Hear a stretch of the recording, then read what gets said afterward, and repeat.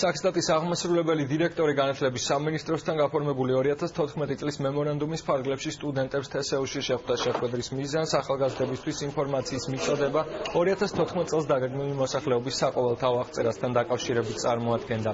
განიხილეს ასევე უნივერსიტეტის სტუდენტების შესაძლო დასაქმების საკითხიც.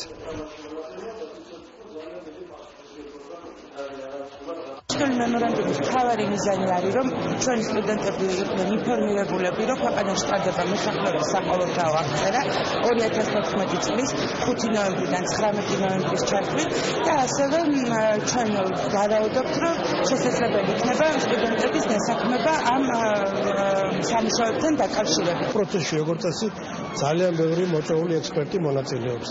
რა თქმა უნდა, სტუდენტების ჩართვა არის მისასალმებელი, რადგანაც სტუდენტები გარკვეულად აიმაღლებენ თავის კვალიფიკაციას და ამ თვალსაზრისით უნივერსიტეტი მოხარულია თანამშრომლობს სტატისტიკის ეროვნულ სააგენტოსთან.